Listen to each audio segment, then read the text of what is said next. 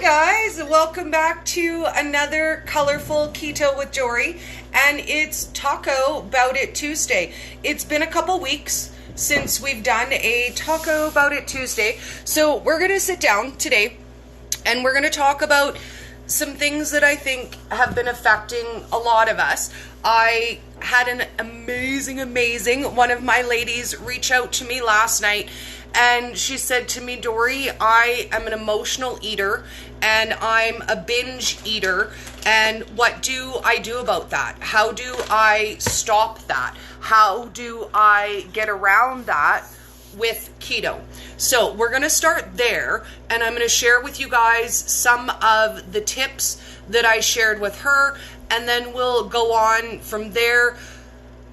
I saw something today that made me cry, so we're going to eventually get around to there, but we're going to start with tips on, first of all, overeating and binge eating. The number one thing that I can tell you is separate your emotion from your food. When you're really emotional, don't have easy access to really snacky foods, because those are the foods that we go to when we're upset, when we are emotional. If you don't have immediate access to it, if you have to make a single portion, but not having those things on hand will really honestly help you a lot with binging them, because they're just not easily accessible. Number two, when you are going to snack, because let's be honest, we can't pretend that we're never going to do that. Go towards your higher fat snacks. So for example, a lot of people say to me, Dory, I really love nuts, but I tend to overeat them, and then I know I'm getting too many carbs. So when you're going to have nuts, add your extra fat to them, roast them, so that you're less likely to overeat. The higher the fat content, the less likely you are going to be to eat a large amount of that. Now, the best thing that you can do, honestly, is to try to separate when you're emotional from when you're eating. And that's a hard thing to do in the beginning, but you have to break that bond between the emotions that you're feeling and the foods that you're eating. When I was at my biggest, I had a lot of very unhealthy binge eating habits, and all of the excuses to go along with them and why that was okay. I mean, I had barely eaten anything that day, or I was going to diet the next day, or my favorite excuse, nobody actually saw me eat that, so it doesn't count.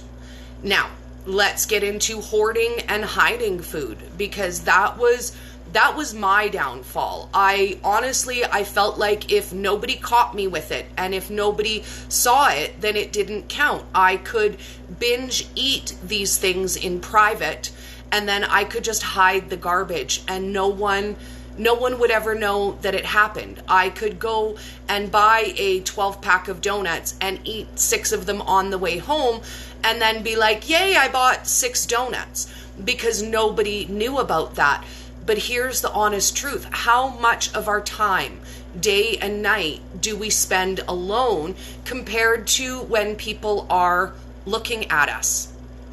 We have to learn to be accountable to us for the food that we eat, not to people who are watching you. And yes, when I was at my biggest, I hated eating in public. I hated eating in front of people. I knew that they were immediately judging me. I knew that, and I didn't like it, and I didn't want it, and I didn't feel like they had any right to judge me. Just by looking at me, they would assume, oh yeah, she's having a salad now, but just wait until she goes home and eats those dozen donuts.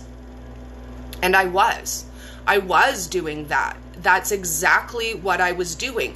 So was I offended? Yeah, I was hella offended. How dare people just look at me and know that I was eating garbage? I mean, I ate a salad in front of them. Who were they to judge me? So I want to kind of talk a little bit about, I've fallen into another YouTube rabbit hole. This is what's happened, actually. This is kind of where this comes from. And I have fallen into a YouTube rabbit hole of fat acceptance and where that is leading, and body positivity movement and what that means to different people. And when I watch those videos, I realize, you know what? I would have been on the other side of that argument at my biggest. When I was 290 pounds, I would have got up on my soapbox and said, how dare you just assume that I'm unhealthy because you're looking at me and you're just assuming that I'm eating junk food and that I binge eat and that I hoard food and that I hide food. How dare you just assume those things about me? You don't know. Maybe I eat really healthy and I'm just meant to be fat. Maybe I'm just meant to be fat. I spent a lot of my life repeating that to myself. Maybe I'm just meant to be fat. Maybe this is the size I'm supposed to be. I've always been a big girl. I'm big boned. I'm big boned. Don't judge me. You don't know. You don't understand. If you had to deal with the things that I had to deal with, then maybe you would understand. And that's it's an easy stance to take when you don't want to listen to what anybody has to say. And I didn't. Don't think for a second nobody said to me, hey, Dory, you know what, maybe you should look at losing some weight for your health. Because they did. I'm an empathic personality, so people will say anything to me. They know that you're an accepting person and they feel like they can say anything. I mean, I had strangers walk up to me in line at the gas station and say, you probably don't really need that chocolate bar, do you? And I was like, bite me, dude. You probably don't need to look at me or talk to me if you don't like it. And if you don't like all this, ain't nobody paying you to look. Nobody paying you to look. So it's not like people never said things to me. I got super uber offended, decided that they were assholes, and moved on. That was pretty much how it went. I just decided whatever. You know, they don't know what they're talking about anyways, and I moved on. And I used those feelings to be offended and to feel judged. And yes, it happened. Don't think it didn't happen. I was 290 pounds walking around. People judge you. They judge you no matter what you eat, and they judge you whether you eat in private or if you eat it in public. So I hid all of that stuff. And as long as nobody knew it, it was okay. I only had to be accountable for what people saw me eat. And I've had to learn to break that habit because, man, I'm alone too much of the day. Like, I would say maybe out of my entire day where I'm awake, somebody might be around me for 4 hours. That's it. So step one is learn to be accountable for you. Tracking sucks. It sucks. But if you're having a hard time being honest about what you're eating, tracking is a very helpful tool. For 2 reasons. 1, you're less likely to binge if you know you have to track it. Let's be honest. Then you're accountable, right? Like, it's one thing to walk by the counter and throw, a handful of M&Ms in your mouth and be like, oh, that didn't even count. Like, that's not even food. Why would I put that in the tracker? So number 1, you have to be honest to your tracker and literally put in everything you eat. It's a good way to gauge how much you're eating too, because when we get emotional, we don't care. Let's be honest. Nobody cares. I'm emotional. I'm having feelings. I want to eat. I don't care. Tomorrow I'll care. Or the next day I'll care. Or maybe I won't bloody care at all. Like, maybe I'll just eat it and don't even care. So today I was sitting down and I was thinking about having this conversation with you guys and how to approach it, because I know that it's not just me. If you're watching this and you're thinking, oh my God, that's me, it's not just you. I know that. We all ended up in the same position for different reasons. We all have different circumstances in our lives. But I think the bottom line is, if any of us had a healthy relationship with food, we would not have ended up where we did. We would not be, pushing 300 pounds and praying that tomorrow isn't the day that you can't get out of bed and walk, because I was there. Like, I could not physically just get up out of bed every day. I had to plan an hour of adjustment time. I would wake up and I would be in so much pain. My legs would be in pins and needles and I wouldn't be able to stand on them. And I would sit at the end of my bed for probably about the first 20 minutes and just cry, just rock and cry because it hurt so bad. And then from there, I would crawl my way along the wall because I had to pee, but I couldn't actually walk yet. So I would crawl my way along the wall and sit on the toilet and cry there for another 20 minutes. And that was my routine every day. I had to build that time into getting ready. It wasn't an option. I couldn't just be running late for work and get up and go. Like that didn't happen. I was at the point where I was starting to be physically immobile. And I see a lot of women who are a lot bigger than I was, and they manage and they're mobile. But for me, it was too much. That was my breaking point. And I didn't even know that was a thing. Like, I just felt like that was every day. That was my life. That was my lot in life. I didn't have a lot, but I had that. And I would repeat to myself, you're healthy, you're happy, you're loved. You're healthy, you're happy, and you're loved. And I wasn't. I certainly wasn't healthy. Not being able to get out of bed and walk on your own feet, there's no way that's healthy. Like, there is no planet where that is healthy. And that's where it comes into the fat acceptance and health at every size. Because how do you say, I was not healthy at 290 pounds? I was not. That there is no health at every size. And I'm sorry, you can carry a little extra weight and you can be healthy, but you cannot be morbidly obese and be healthy at the same time. They're mutually exclusive. And if people get offended and that hurts their feelings, I understand, because there's a time when that would have hurt my feelings. You can't say I'm not healthy just because I'm obese.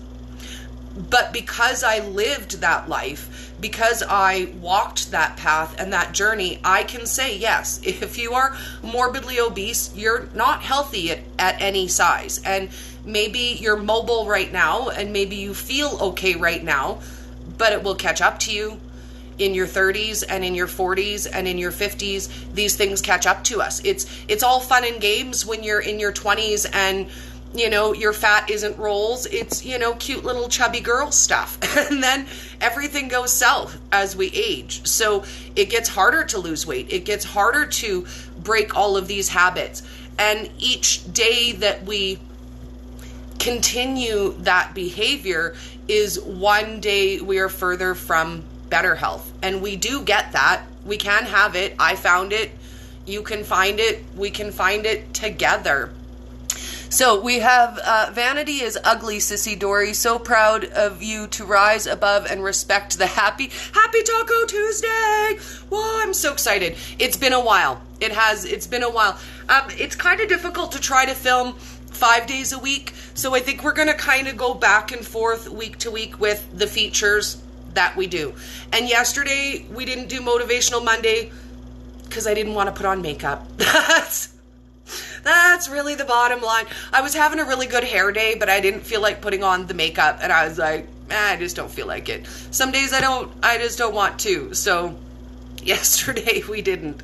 So being that we're Taco Tuesday, I want to share a little bit of the video that I found with you guys. Now, this is not something we normally do. We don't usually talk about other people's content or other people's videos.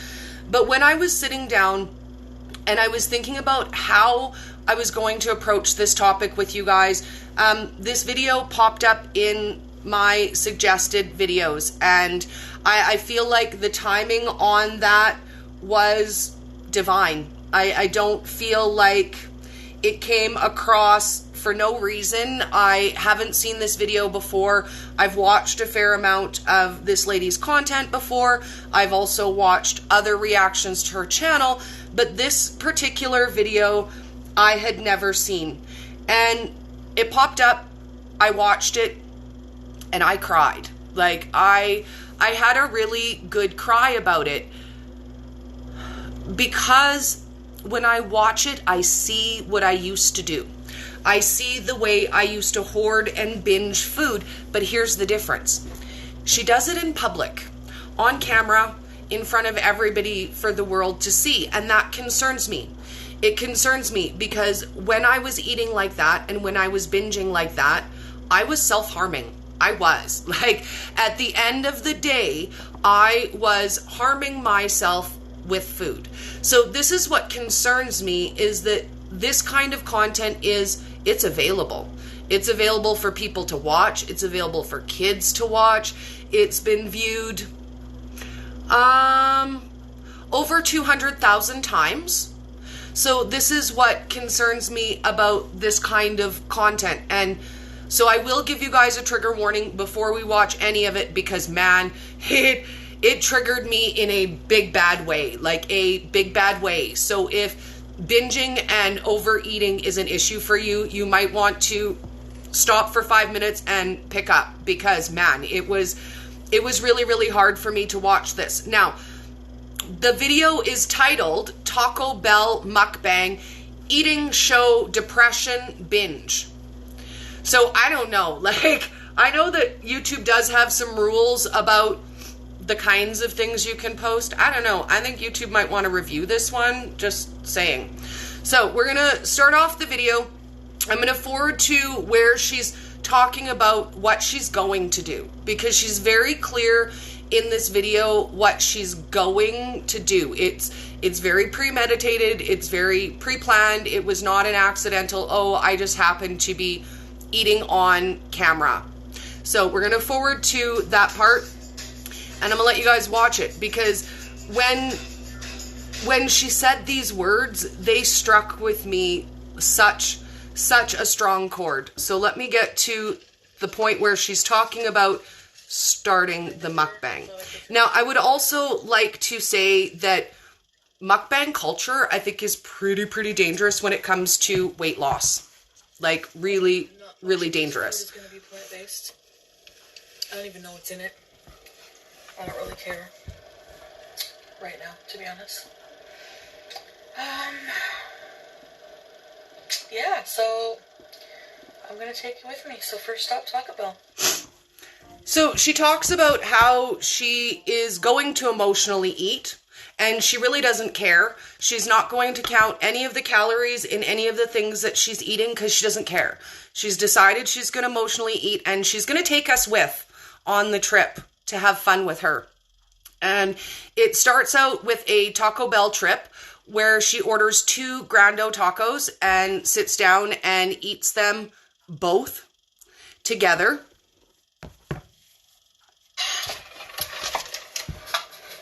And just sits in her car.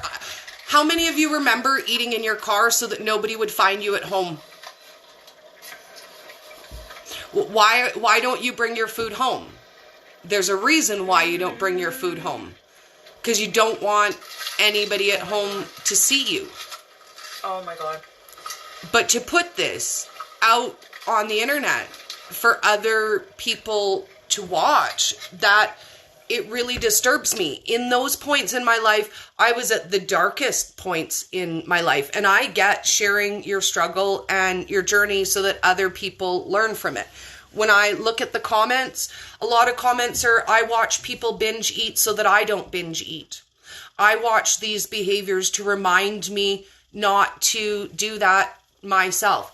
But when I watched this video, I just cried. Like, I just cried, and I thought, I remember that space. I remember that depression. I remember thinking that food was going to fill that void.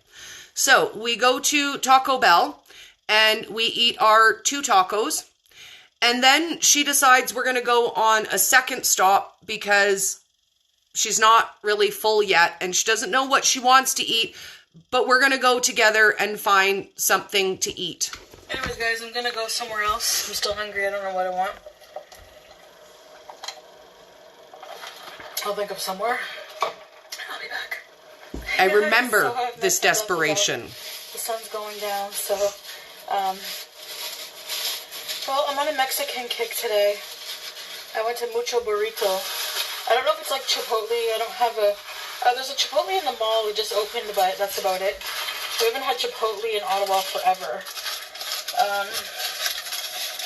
Look at the size of this burrito. You guys are going to freak out. Mucho is the biggest size. Oh my god. You could feed 5 people on this. The all-new Kia Forte. So when she opens the burrito, she knows. She knows it's a serving for 5 people. Oh, look at this giant burrito. You could feed 5 people off of this burrito. She sits there and she eats the whole burrito on camera. And then the video winds up with another trip for fast food, and she goes and gets something from Thai Express. This concerns me. It concerns me because I used to do those things and then hide it from everybody. But this concerns me on another level because this is out there for everybody to consume. Like, you can turn on your YouTube and you can watch people literally eat themselves to death on their channel.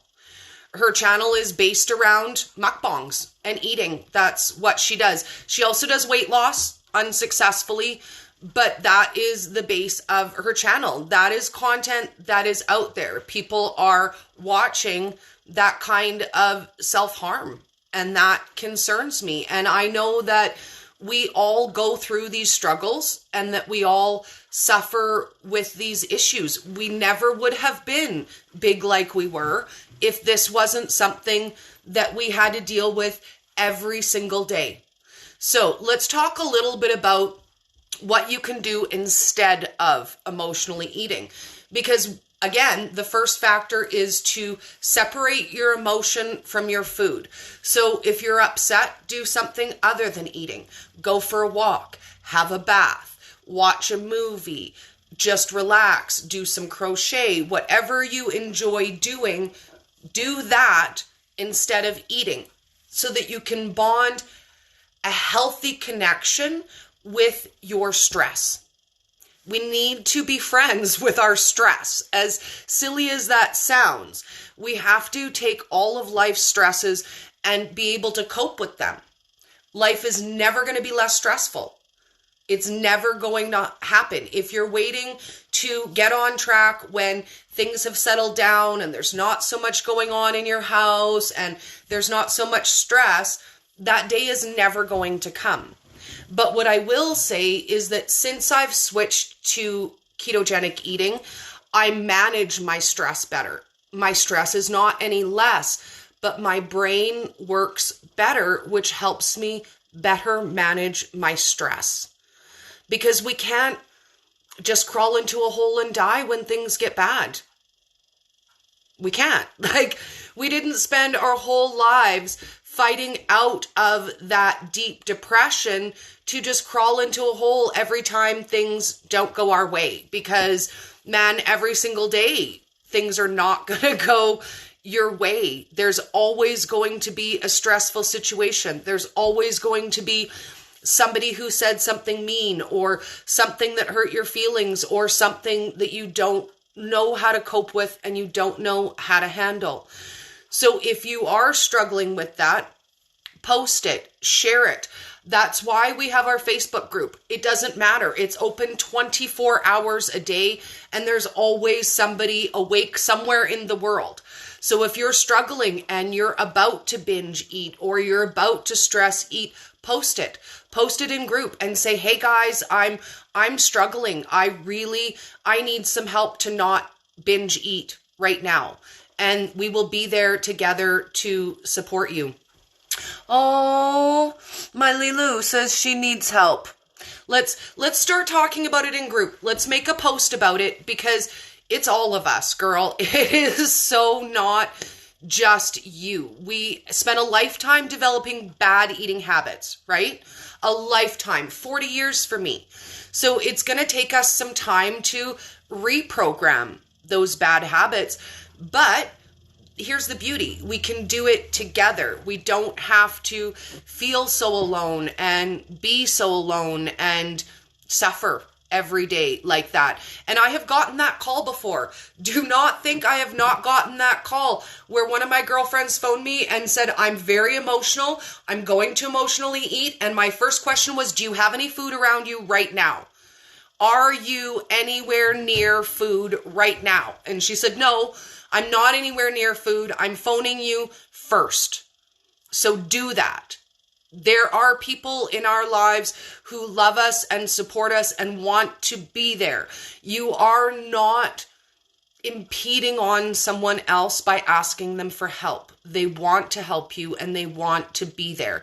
So if you are in that position where you know that you are right on the cliff, it isn't any different than having an AA sponsor buddy.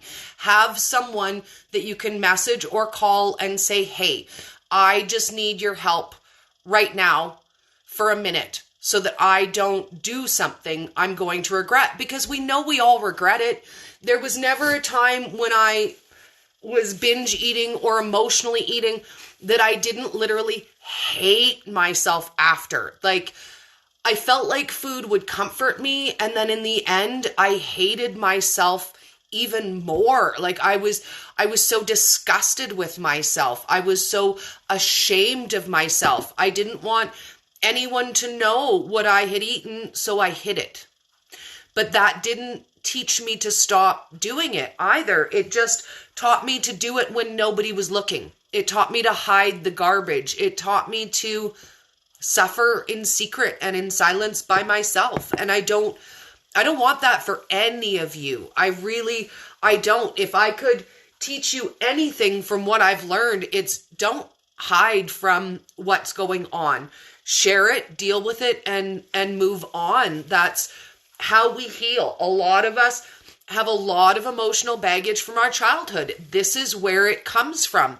But this is also where we get the opportunity to heal and move on, to accept that what our life was doesn't have to be what it is from now until forever. We don't just have to accept, oh, well, this is how it is. This is how it's going to be. It doesn't have to be that way. So let's get some comments. We got some comments coming up. Lilu says, I need to hear this so much. Thank you. I feel disgusted with myself. And you know what? I give you permission to forgive yourself. That is step number one. Guilt only promotes more guilt. It gives you another reason to binge eat. This is why it's a cycle. I eat because I'm disgusted with myself. I'm disgusted with myself because I eat. And it's a constant cycle. And if we continue to feed that, it will just roll. I eat because I'm disgusting. I'm disgusting because I eat. And a lot of that messaging we need to change as well. There's nothing disgusting about that behavior. It's shameful behavior. It is, and I feel bad about it. But beating yourself down and saying, I'm gross, I'm disgusting, I'm worthless, that won't help you heal either. It only keeps us in that mindset where we're not ready to heal. I messaged Dory. Oh, yes, my Jamie, you are here. Yes. And it isn't as bad on keto. Honestly, I don't even have the urge to binge as strongly as I used to, but it still comes up. I can't say that I don't feel the urge to binge or I don't feel the urge to eat off plan some days. I do. I really do. If I told you it's super easy and you'll just get over it one day, that's a lie. It is a constant battle to develop a healthy relationship with food every day. But like any good, healthy relationship, you put in the work and you get out the joy, right? You have to put in the work to get out the joy. And it is definitely an addiction. Binge eating is an addiction. It's a cycle. It is a sickness, but it is something that we can heal from and we can work on together a little bit every day. And like anything else, we don't have to wake up one day and be perfect. Every day we work closer and closer to our goal of not overeating, of not binge eating, of not emotionally eating. Nanette says it sounds like a lot of us need to hear this. And yes, according to the comments I always get when we talk about this, man, we all need this. We are all struggling with this. And understandably so. It's not black and white. You don't just wake up one day and be healed from 40 years of an unhealthy relationship with food. Keto helps. It helps so much. But it's a tool in our toolbox to manage our emotional health. The same as positive affirmations are a tool. Self-love is a tool. Self-care. These are all tools in our bag that we get to use to build the healthier, happier life that we want. Nobody gets to choose that. Only us. Nanette, Lilu says, I eat in my car so I won't be judged. Yes, and honestly, that's what bothers me about her videos. 90% of them are eating in her car. She's gotten herself a food tray to be able to sit and eat in her car. And when she does it, I remember that feeling. You can see her watching to see if anybody's looking at her eating her food. I remember that feeling, and it makes me feel gross inside. Like, I just cried. I won't lie. I had quite a cry about it. Nanette says, I have fallen off the keto wagon lately. And I'm hearing a lot of that too in the chat and in the comments and posts on Instagram. It's easy to fall off track in the summer. You're doing a lot of events. You're seeing family. You're saying things like, oh, well, this is only a one-time thing. I'll just eat the potato salad. I'll just eat it. And then the next day you're going to get back on track, and the next day and the next day.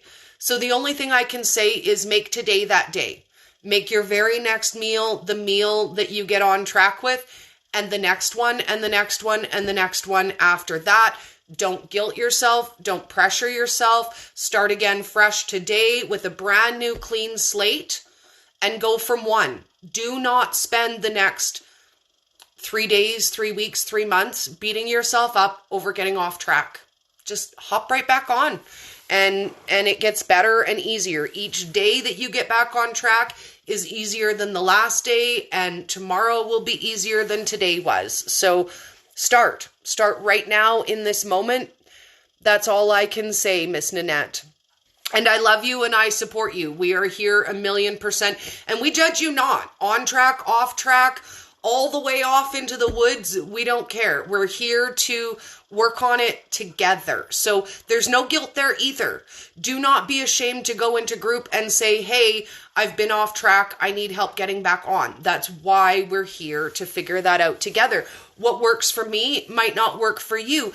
But if you post it in group, there's 2,900 people who have an opinion. And I guarantee you something that worked for one of them is going to work for you. We're not all exactly the same. Jamie's replying to Nanette and says, I have this as well, but today is a new day and I'm willing to get back on. We've got this. Yes. Today is the best day to start anything. As soon as you say, I'm going to start tomorrow, you never will. Because tomorrow never comes. Tomorrow there's another tomorrow. And then it's going to be, well, it's Wednesday. I've already blown out half the week anyways. I may as well start on Monday. And the Monday won't ever roll around where you want to start if it's not today. Gretchen says, I had to come back to keto. My brain was fried and I was an emotional wreck. I tried to support a friend and do Weight Watchers with her, and it was a waste of money and I felt horrible. A lot of us took that train too. A lot of us took that train. And it's funny because when you see the benefits mentally of keto, when you feel that clarity, when your mind becomes unmuddled, when you can start to process things in a more healthy way, when you start to feel free of that ever boding anxiety, you think, oh my God, I feel so great. I will never go back. I will never go back to eating that shitty way. I would not put that food in my body again. Oh, it's a birthday. It's just one cupcake. This one time isn't going to make a difference.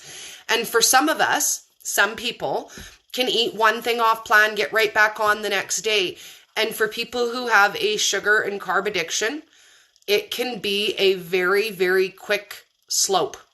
You can be circling that drain before you even realized it happened. So if you make a decision to eat off plan, I really want you to give it a lot of thought. Why am I eating these foods? What is the emotional connection I feel to this food? Why do I want to eat the potato salad instead of making a cauliflower salad? It's usually not about the food. It's about the emotion behind the food, because the off-plan food doesn't really taste all that awesome. It isn't any better than the version that I can make. So why the emotional connection? And that's the part that we need to work on breaking. So if you can figure out why you want that food, then you can redirect that focus. Nanette says, I'm having my fasting done on Friday. I'm kind of excited. Yay! New A1C results. I love that. I've not completely fallen off, but just a little bit. Of course there's such a thing as a little bit falling off. You're just dragging one toe from the wagon. You haven't jumped right off. You're just dragging a toe. And that's the easiest part. You just got to pick up that toe. Keep a better eye on what you're eating. And again, we need to really analyze, why do I want this food right now? Why am I craving it? Why do I want it? Why do I feel like I need it? And for me personally, and I guess I can only speak for me, is when I take the time to really think about why I want something, it's usually not a good reason. Like, I'm pretty good at making up, fake reasons to, want, eat, do, have, eat stuff. But they're usually never a really good one. So spend some time thinking about it. Is it a legitimate reason why you want this food? Could I make a keto version of it? Am I just being emotional? Am I just stressed out? Because 9 times out of 10, it's going to be that and nothing to do with the food itself. Because anything you see, we can make a keto version of it. Oh my God, Dory, I want cake so bad I have to binge eat cake. Go home, make a mug cake. It's a single serving. You're not going to binge eat it. You're not going to have the guilt feeling after, but you do get the chocolate cake. And you do still get to lose weight. So, win, win, win, win. I think that's all the wins in there.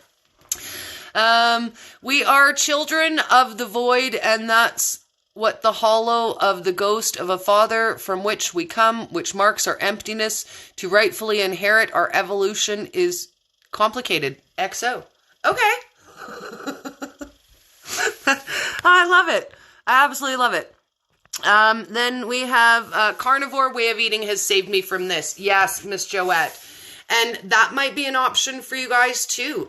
Elimination diet. Go all the way down to the basics and see what works for you, what does and doesn't trigger cravings, because certain foods, certain sweeteners, certain smells, certain flavors may very well trigger binge eating for you. And you really need to figure out what your triggers are. It's easier to avoid them if you know what you're looking for. If you know every time you go to a kid's birthday party, you break down and you have a piece of cake, then next time make your own cake and bring it with you so that you don't break down and have the cake. Because it's always step one, right? Step one is I've had a little failure, and then it goes to, well, I already failed anyways, so.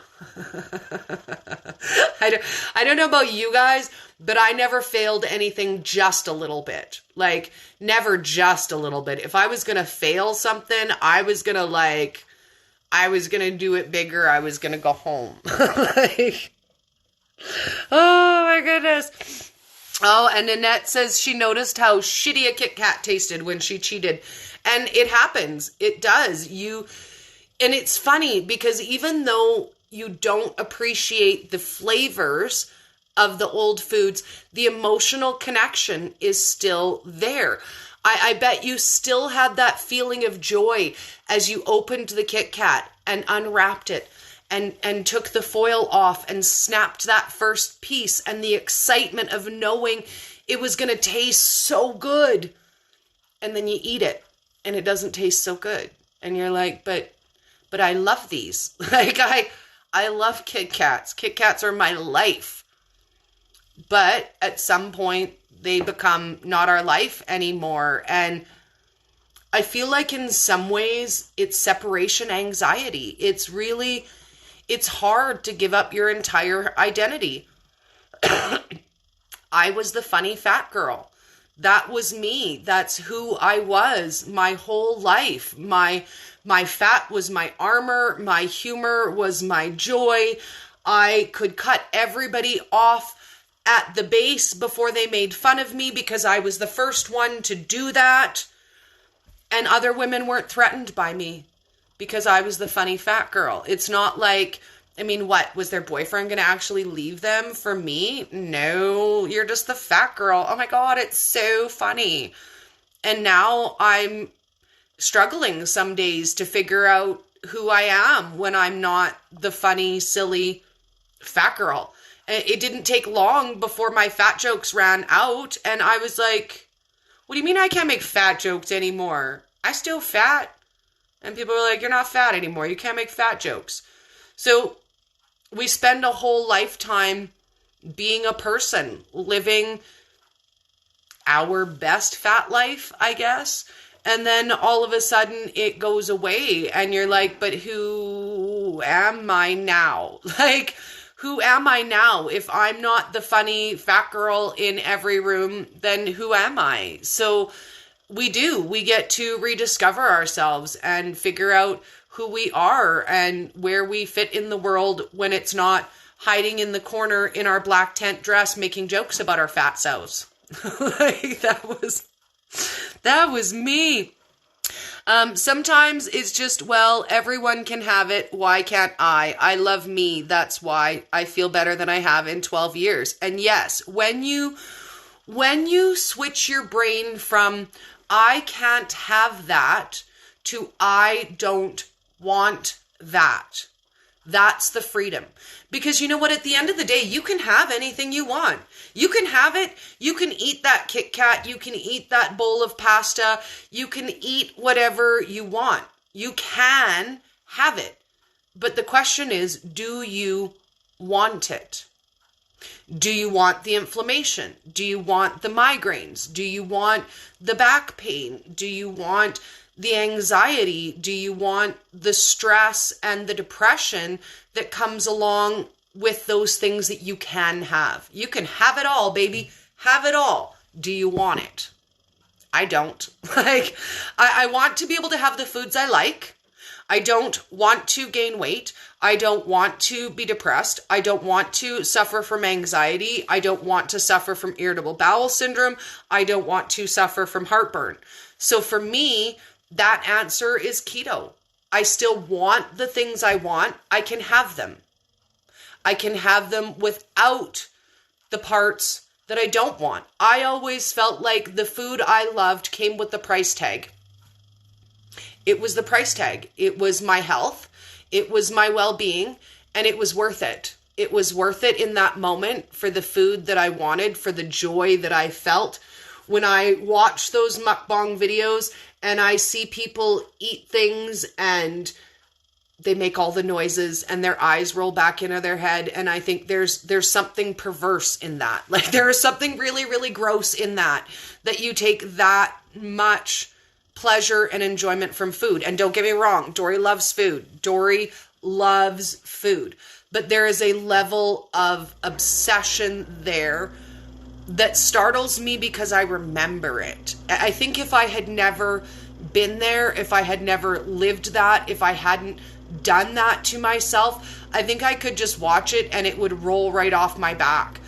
But when I saw it, it really struck home for me today, and it concerns me that so many of our loved ones are doing this. How many of you have friends or family that you love and you see them going down that road that we all traveled? And how do we change that? We lead by example. That's all we can do. We can't force anyone to change or to be different or to eat differently, but we can share our success with everyone around us. We shout it from the rooftops. We talk about how much better we feel, And we hope that our friends and family will come with us, because it's not worth it if we have to leave them behind. It's just not. Marinelli said, I tasted a Slim Fast keto bar and had heartburn the rest of the day and night. Lesson learned. And sometimes it only takes one lesson. Some of us like to learn things the hard way, and we like to make sure it's not still going to make us sick like Dory and peanut butter.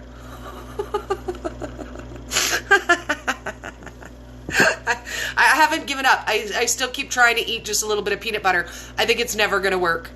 Miss Chess, I saw you sent me a message. I'll have to check it as soon as I pop off live. So I hope you get to catch this one on the replay, Jessica, because you and I have talked at great length about binge eating, overeating, and hoarding food. I think we should do a live together and talk about it soon in our groups, because 'tis the season, babies. Guess what's right around the corner? Ready or not, here comes Halloween, baby. And we go from one holiday to the next, right?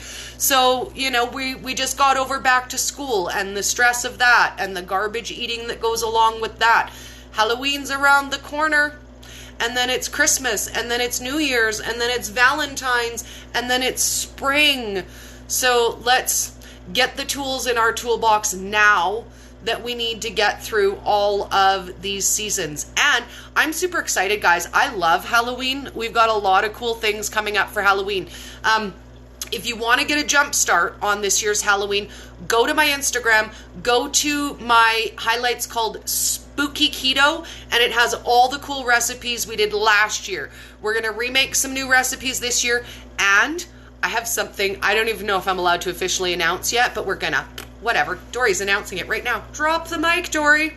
I'm going to be doing a feature for Halloween in two very special places. So one, I am going to write an article for my local Strathmore magazine, and it's going to be about sugar-free Halloween and how we can help our kids still have a Halloween sans the sugar.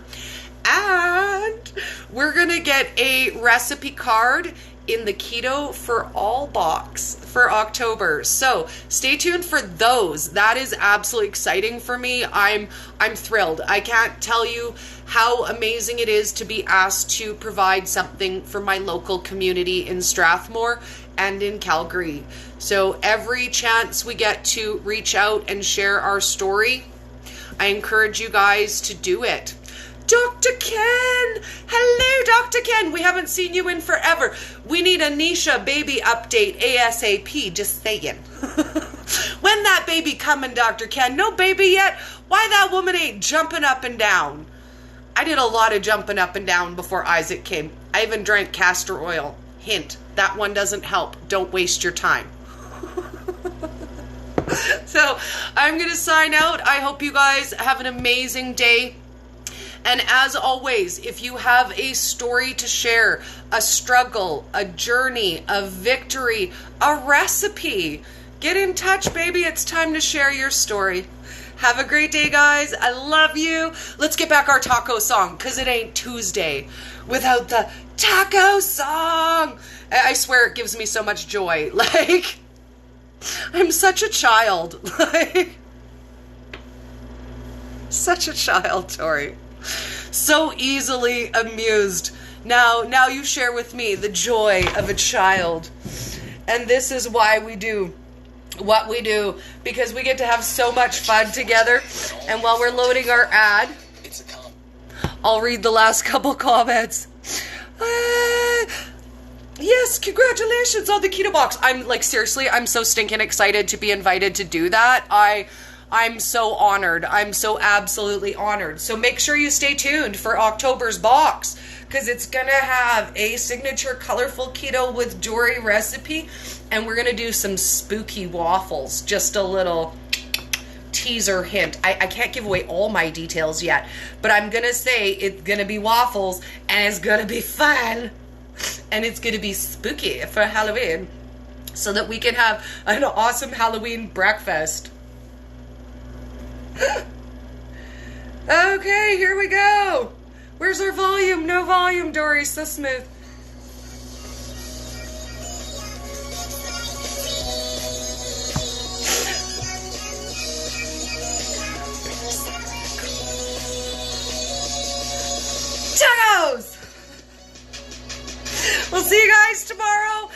awesome day. If I cook anything awesome, I'll invite you guys to join me. Maybe it'll be tacos. Who wants tacos? Or taco flavored something. Taco flavored nacho chips. Have an awesome day, guys. I'll see you later.